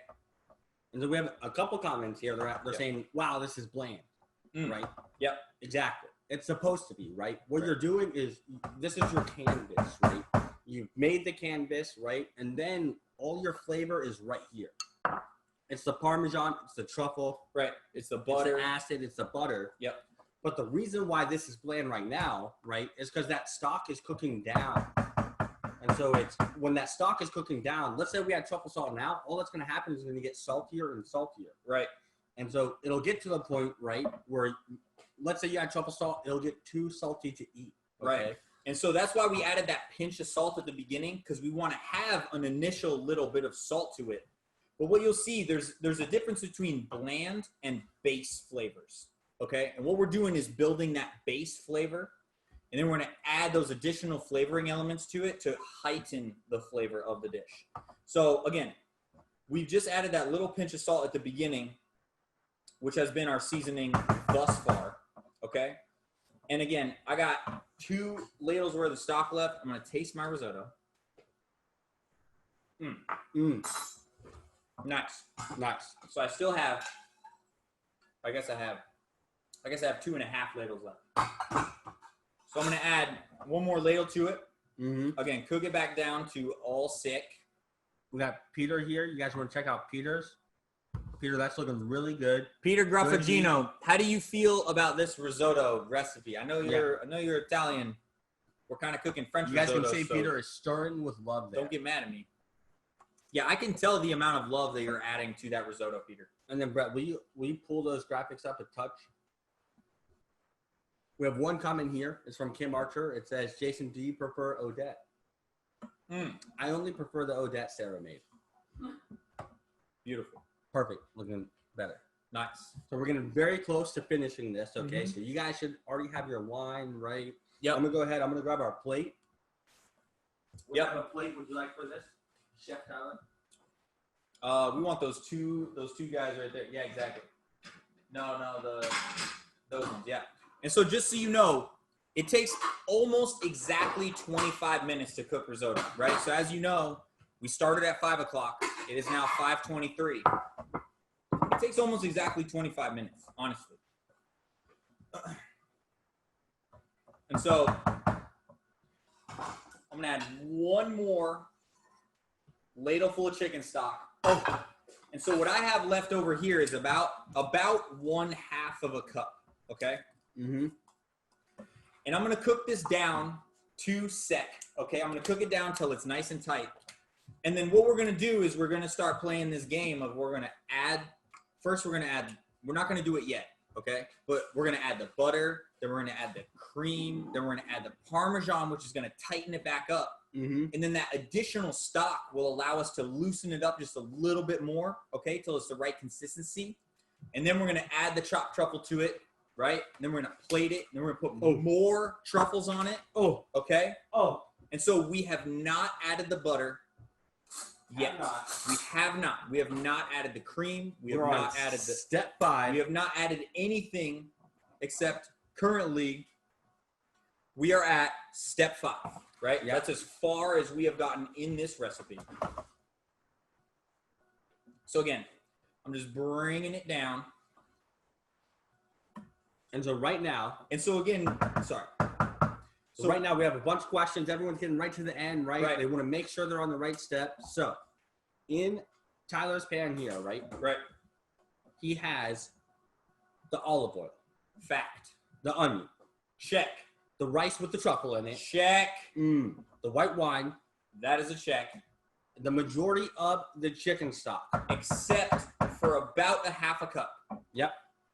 And so then, right, so you guys see this camera over here, Brett? You want to show them this? So we have the truffle, right? Yep. I'm staging it out. So we got the truffle, Yep. the Parmesan, Right. the champagne vinegar or lemon juice or whatever acid you have, and the butter and the truffle salt. Yep. This is what we call the finishing components, And right? then we need our cream as well. That is the only item we do not have. And we have the cream. Tyler's pulling it out of the fridge, right? And so at the restaurant, and so Erica, you want just a couple drops of vinegar. Yep. And so at the restaurant, literally, you would, what I was talking about is you would take a pot, you put the risotto rice in, you put a stock in, you cook that down, and then you had a tray. And on that tray, it had Parmesan cheese, cream, truffles, butter, right? And then you had little squeeze bottles of champagne vinegar, and then you had a little truffle salt. And so you would take it to this step, and then this is a cooking stage, and then you have the finishing stage. And the reason why you do the finishing stage all in one shot is so that you get it beautifully perfect while it's warm. Yeah, it's got to be hot. It's got to be nice and hot. Yeah, and then that gets that truffle aroma. Okay. Yep. So if we go back to this, can you see my pan in this screen? Yep. Yeah. So as you guys can see, my pan is back at that au sec stage. Okay. So what I'm gonna do is I'm gonna come in here and taste it. All right. And my rice is perfectly al dente. Jay, you want to taste that? I'd like to taste this. You want to taste that? I'm coming in to taste this. So you see how there's no resistance when you bite into it? No resistance. Zero resistance. It's like Zen. It's like Zen. Yeah. Cooking risotto is probably very similar to Zen philosophy. So, again, Except the fact that they don't use butter, wine, or chicken stock. intoxicants, or Cool. nobody talks. Right. They sit. All right. So, my pan is at all sec. I have 1/2 cup of liquid left. I have all my other mise en place stage. My rice is off the heat right now, but give me a thumbs up, okay? If you are at a similar stage, Okay. right? Because once we start this next part, we're going to go from 0 to plated, and then we're going to start eating because we got to serve it hot. Okay, Angela, no problem. And then, so Brett, can you cue up a drum roll? Yep. Sometimes in the virtual world we all live in now, I feel like it's a little anticlimactic. Okay, so what I would like is everybody to start doing a drum roll on their own. Okay, so Yep. we're gonna start. Let's get a drum roll over here. Loud one, okay?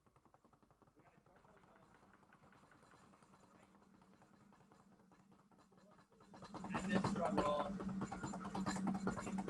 Megan, can we see that drum roll? There you go, Megan. All you guys. Brandon will take a drum roll over there. Brandon, where's the drum roll? Team Brandon, do we have a drum roll? Oh, we got one coming from Jasmine and Stephanie. Jasmine and Stephanie, drum roll. And one coming from Sophia. Sophia, drum roll, please.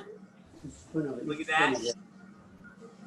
Oh, how's Danny crushing it with the drum roll? Nailing it. Drum roll. Drum roll into the last stage of finishing the truffle risotto. Okay, so I am going to have it on just very low heat, okay? Just keep it on low heat, all right? All right. Got that up here? So we're on low heat. I'm adding all of my butter. All of the butter. Butter first, okay? So we get the butter in, and you guys stir it up. And what you'll see is the butter will latch on to that starch, right? And that sauce that risotto has formed. And it's going to start to get beautiful, luxurious, creamy, etc. All the other superlative words that we could add. Yeah, so the butter's kind of the first stage here. Yeah. Butter is stage 1, Mhm. okay? In terms of finishing this risotto. Yep. So just a trick, okay? Let's say you had friends coming over. You could take this all the way up to the finishing stage, take it off the heat, and then do the finishing process once your friends came over. Exactly. So now that my butter is all mixed in, I'm going to go in with my whipped cream. Okay?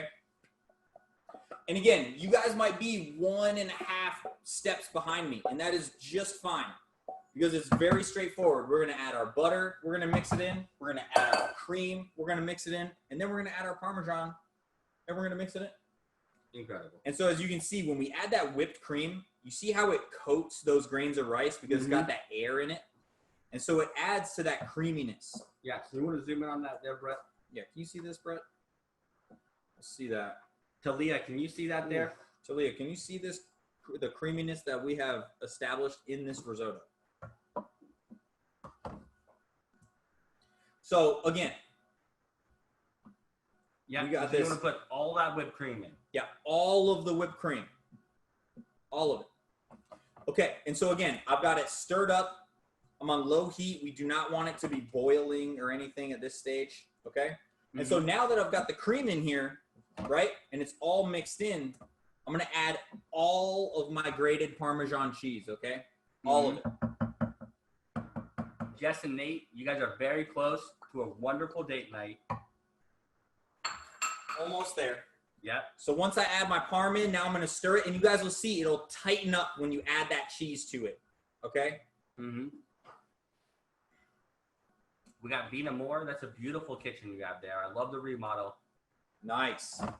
So again, added that Parmesan. It's tightened up just a little bit. Looking so good, okay? And now I'm going to add my chopped truffle carpaccio. Oh, Brett. Oh my gosh. Brett, that was a sound effect opportunity. Brett, sound effect opportunity.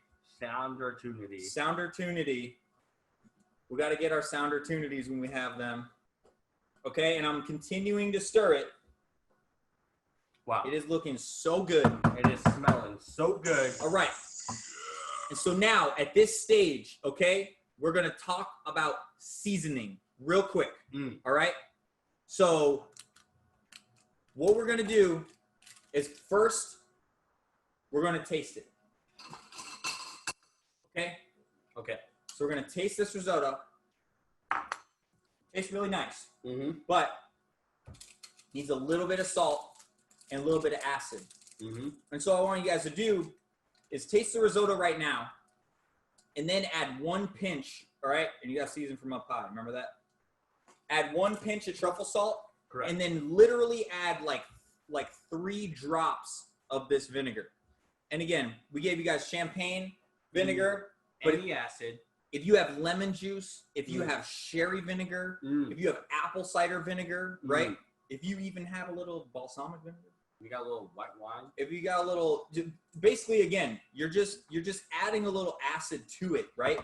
And then after you add that, just go ahead and taste it again, right? And you'll see how it makes it taste that much better. And again, it heightens the flavor, right? So again, now that I've added that, mine needs just 1 pinch more truffle salt. Yeah. And it literally needs like 2 more drops of champagne vinegar. And that's it. So I've added those. And then last but very not least, I need to add just a little bit of chicken stock to this, right? And I'm literally going to add like maybe a teaspoon, okay? And just because I want to loosen it up a little bit, just because I want the risotto. And Jay, you have a very good way of explaining it. Yeah. So the rule that I was taught, right, is that if you make the risotto, when you hit it on the plate, it should spread 3 seconds and then stop. Yep. And so traditionally, risotto is served on plates. Yep. Right. And so it should spread and then stop. Yep. And so what we want you guys to do is try this out. You plate it on a plate. Don't plate it in a bowl. On a plate. Plate it on a plate. Yeah. And you're going to spread it out. Plates are flat. And that's why risotto is so finicky, because right now it's hot, okay? And then we're going to put it on the plate, and we're going to spread it out. It gets cold super quick, but that's why you got to eat it fast. So we're gonna put it on the plate. We're gonna add our truffles on top, and then we're gonna start eating. So Yeah. So it's almost like as you start plating this, you'll hear the symphony just start playing. Okay? right, like Mozart. Like Mozart or Beethoven, Right. or Iron Man. I bet if you wanted to, you could put together a very nice symphony. Right. And so again, these are two very generous portions. So as you can see, it starts to spread out for about 3 seconds. 1, 2, 3, and then it stops. Okay. You guys see that? You got 1, 2, 3.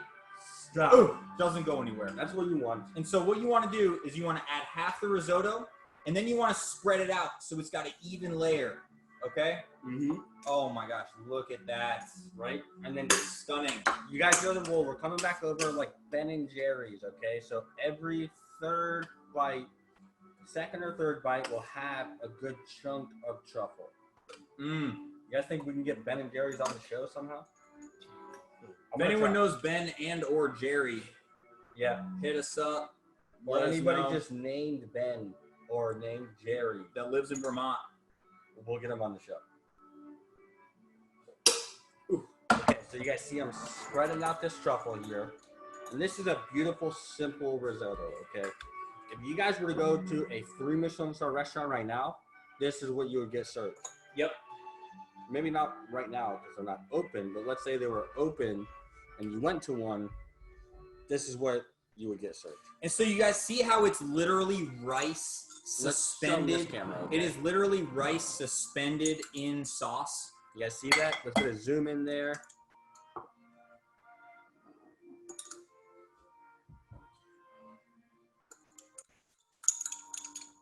Brooke, you take that puppy pee, okay? Chef Yeah. Cashew, he's a kitchen veteran, all right? All right.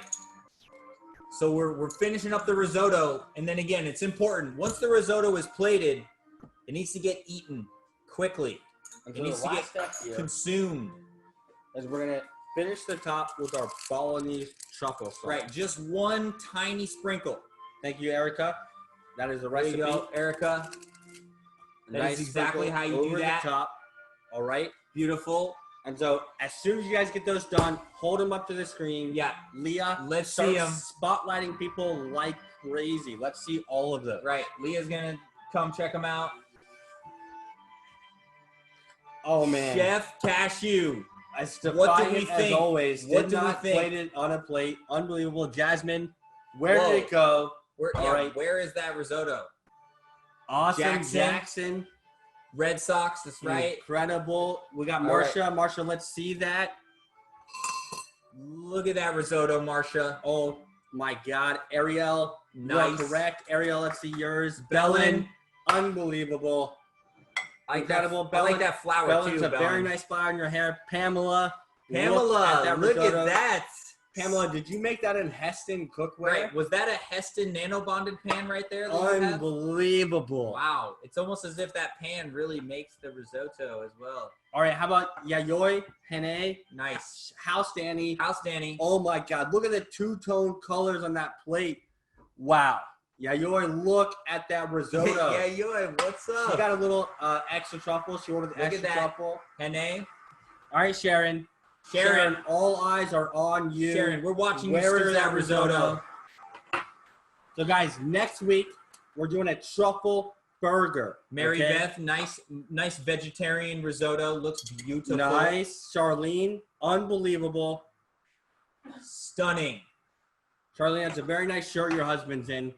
Bethany, that's our vegetarian version there. Nailing Whoa, it. Kathy, that is literally perfect. How I about can Krista? tell because you're Cucina Italiana Roma. Julie, unbelievable. And then what about, we're looking for Justin Hunt. Megan wow. Barton. What Megan, is are up? you looking for a position? Megan, that is a stunning looking risotto. Fantastic job. All right, Leah. Leah, look at that. That is a Dude. perfect 3-second. You can tell, Yeah, right? you see how it spreads but then just stops? Yep. Stunning. Not even moving off the plate. Boom. I like that plate too. I want to use one. Leah, could you flip that plate over like a blizzard at Dairy Queen? No. All right, Elaine. Elaine, let's see that.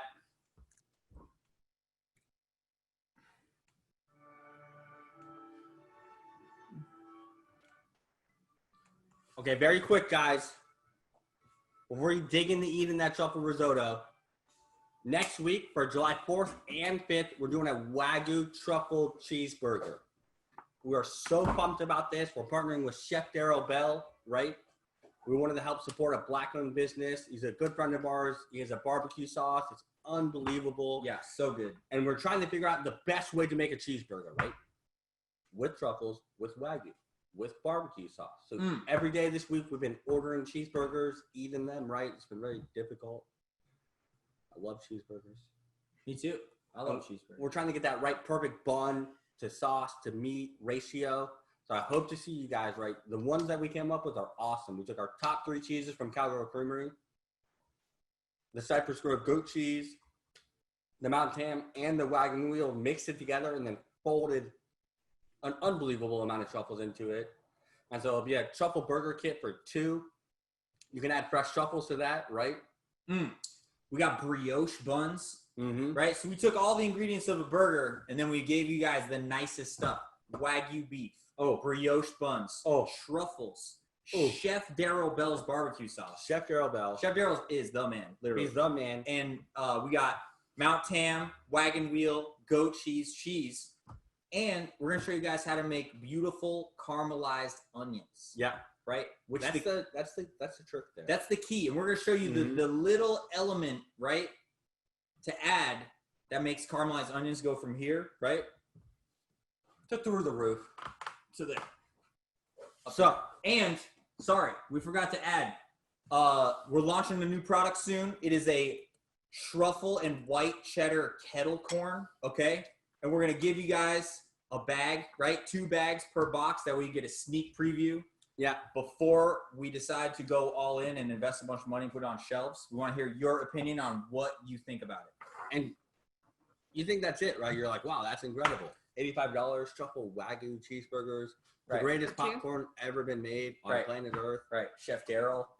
Chef Daryl's barbecue sauce. But then Sarah's going to do a make your own mule experience. And then this week, if you follow us on Instagram too, we're going to the boys will be trying different cheeseburgers and deciding what they like is best. And then we're going to do a make your own mule. So all this week, I'm going to be making kind of like different simple syrups that we can add with whichever spirit you're going to end up adding. So we'll talk about like jalapeno infused simple syrup, right? If you're doing tequila, I know I have some tequila fans out there, but it's going to be a lot of fun. So that's while that intimate moment is happening. So thank you so much, guys. It's really been a pleasure. Thank you all, everyone that's watching for the first time. All right. So anybody else who has theirs plated, let's see it. Sophia. All right. Karen and David. All right. We want to see all of your guys' risotto. I don't think you guys understand how much we love you guys. Yeah. Okay. So Sophia, let's see that. All right, Chef Sophia. Nice. Oh, great look at that. job, guys. Sophia, you always nail it. Literally every single time. Hi, What Rosella. blows my mind. So Sophia, your sister there. She's just like the flagship. They've got a lot Sophia, of people in yeah. this Are family. you- Yeah, tell her to come back here. Are you old enough? Come to back work over here? there. I'm trying to grab her with the cursor. Right. Yeah, where is this? She needs to take the oil that's left in the carpaccio. Yeah, we need Yeah, the whole come Weber on, yeah. family here. Yeah, we need the family. Yeah, drizzle it over the risotto. Where did she go? All right, take that There she oil is. there. Hey guys, there we go. Oh, there man, all wow, 5 of the them whole- are. Look at that. Okay, so Sophia's sister, take that oil that's left in the carpaccio and drizzle that over the risotto. Woo! Yeah, I saw it in there. I see. Yeah, that little bit. No, There you go. On the risotto. Yeah, There nice. we There you go. go. Woo! Nice. I was Way trying to to go, chef. grab it with the cursor and drop it on the risotto, but it doesn't work like that. Yeah, nice Okay. hat too. All right, Tiffany. Like Leo, that. will you spotlight Tiffany there? Tiffany Chin. Oh, we got Megan Solomon here. Megan, we're coming in there. Look at that risotto. Chef Megan Solomon. Can we get an air horn? Every time we go to Megan, we require an air horn now Yeah, going we forward. need one each. Megan, nice truffles. Those are beautiful truffles. Tiffany, look at that risotto. Brett, can we get a little truffle butter plate in there? Beautiful. We'll take some truffle butter music. Okay, all right, we got MXW700, right? I believe this is another child from Elon Musk. Oh, with the Costa Brown. Excellent, guys. Nice. Look at that risotto. Okay, so we have one question here. Angela Hardy, 2 liquidy. What do we do? Angela, do you have more Parmesan cheese? Yeah. If you have more Parmesan, that'll solve Diana? any and all problems. Unbelievable. Diana, beautiful. Rick Leonard, where you at, dude? Michelle, oh, look at that On the square plate. risotto. Turn it up a little. Oh, look at it. Diana, can we see that high five again? We'll see what that high Look five. Let's see it. Yes. Nice. Good guys. job, guys. Nice. Great job, guys. So Food Hussy, right? If you made this for yourself, right? No problem. You just want it. Then tomorrow, put the risotto that's left, right? Put it in a pan with a little bit of stock. This is Great not job, Heather. It looks truffle butter. great. We play the song Truffle Butter. The people want truffle butter. Oh, Christopher's iPad. We're coming in there. Nice. Awesome. It looks great. Oh, Great Trevian. job, guys. Trevian. All right, Megan. Megan, dig into that That risotto. looks gorgeous. Nice. Janelle, that's a beautiful family photo over there. I love All right, that. where's Justin Hunt? Carol? Janice, Carol, nice job there. Justin Hunt, we're coming in there. Look at that risotto. Latoya, Latoya, where are you? You at Marcella's house? What up, Marcella?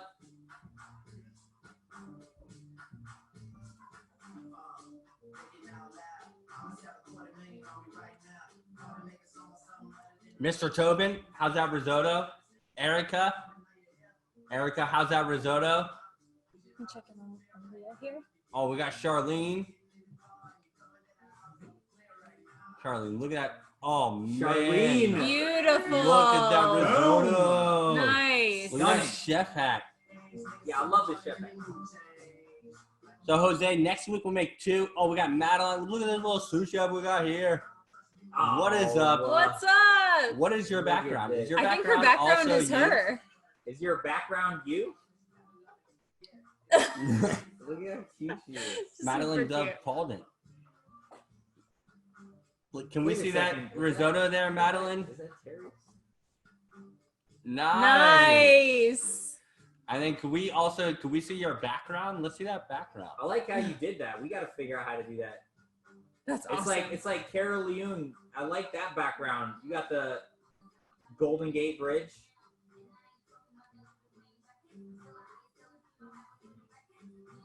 Nice. Awesome job, guys. Oh, Peter. Peter. Air horn. Peter Graffagino. Peter, we're not going over there until we get an air Our horn. resident Italian chef. Peter, you have a sous chef this week. Wow. Peter, you're not cooking by yourself over there. Oh, Peter. What is up, Peter? How's that risotto? Lay Chef Good. Peter. Look at that. Wow, Dude. unbelievable. Great I love job, the- guys. I It love looks the beautiful. Hawaiian shirt too. Crushing it. He's Yeah. always. It's always fashionable over Yeah. there. Yeah, look at that, the camera angle. Look at this whole setup. It's like art. It's awesome. It's like ours. Yeah. It's way nicer It's than way ours. nicer. Yeah, it's a little bit nicer than ours. Awesome job. Oh, we got one coming up here. Diana Hart. Leah, can you Oh yeah, Diana. spotlight Diana? It's not letting me do it because it's The just cursor's there. it's a technical problem. Oh, I got it.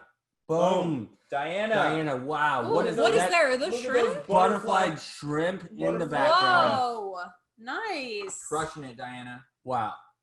Unbelievable. Bethany Frank. Bethany, why haven't you drank this champagne right here? What is going on? He's like, I'll drink it. No problem. Right, Todd. Todd, how is that risotto? Looking good. Looking Cheers, Todd. so good. Well, you guys are incredible. Karen and David, how was that date night? Karen and David, date night over there. Oh, their plates are empty. Cooking with love. Awesome. Wow. Awesome Let's job, see that. guys. Nice. Nice, Cheryl. Cheryl. Cheryl, is your cat back on the counter? Wait a second. Where is that cat doing up That there? cat just lives there. That cat. Oh, Nice. 3 Wait, sticks. you got Very three nice. sticks Is the cat, what, is it awake? I think so. Poke it a little. How is the cat? Does it want some risotto? Some wine? Yeah. Awesome. Yeah, he's looking for the wine. She's like, we've just accepted She's this. like, It just he has lives there. chugged like 4 glasses of wine. Awesome, guys. Well, we're going to turn the truffle butter music up all the way for you guys. So we went ahead, right? We launched all of next week's classes. We got them on the website. All next month, right? Next month. So we're doing a truffle burger, right? And then after that, we're actually going to do a kids class, right? Yeah. So we're going to do a ice cream. Not just kids, but No, it'll be a lot of fun. Yeah. It's for kids that are actual kids and the kid that's still inside of all of us, right? So I'll be leading that one. And there's going to be an ice cream cookie class with our truffle honey. And then we're going to do a tortellini and brodo class. And then we're going to do sheet pan pizza. Yeah. We want to make sure you guys have an awesome summer with us.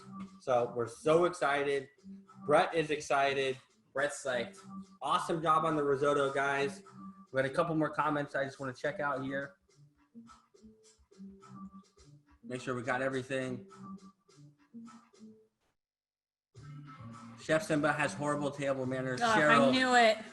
I knew We it. knew that. Cheryl, you can send Simba out here. He can cook with. He can be in our live studio audience. Yeah. Okay. People are loving that cocktail. Laureen, Thanks, guys. you are a chef. And then check it out, guys. I'm putting my phone number here, right? If you have any questions, hit me up. We will take care of you. Yeah, I mean, it goes to all of us anyway. If you ever email us, it's one of us that answers. Yeah. Awesome. Yeah. Awesome job, Tiffany, Sherry. You guys are amazing. Great job, guys, with this week, guys. Thanks so much, guys. Bye. Bye.